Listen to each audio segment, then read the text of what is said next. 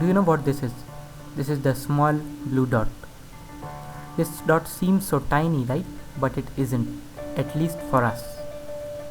The small insignificant piece of dirt roaming around this hot ball, lost somewhere in the vicinity of a supermassive black hole shadowed by the enormity of this universe, is our Earth, our home, which is the only breathing space in the otherwise dead universe, filled with emotions, movements, treasures, growth, death, but more importantly, with life.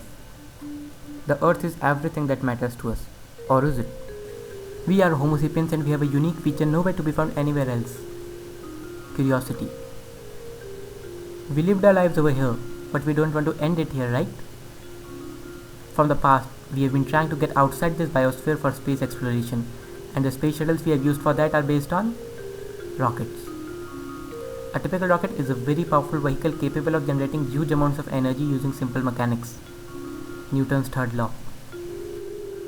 First things first, a rocket generates energy from a propellant, typically liquid hydrogen, which combines with the oxidizer to generate a lot of internal energy in the combustion chamber, and the peculiarly designed nozzle at the rear end of the rocket expels the burning fuel, resulting in thrust in the opposite direction, moving the rocket forward.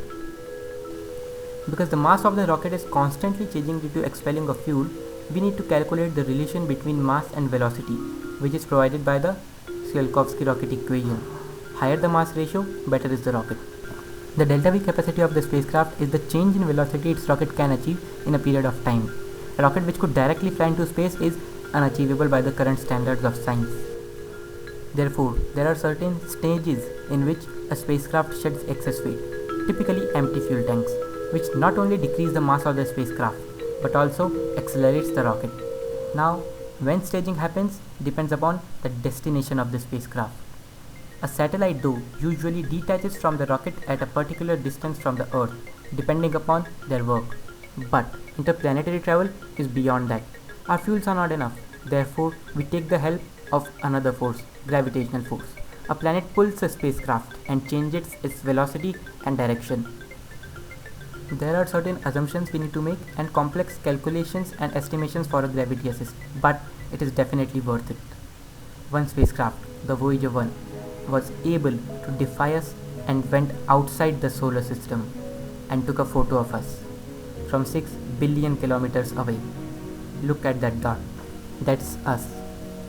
That's home. Everyone you will ever know lived here and will die here. It is our responsibility now to preserve this dot, to look after it, to extend it. Thanks for watching.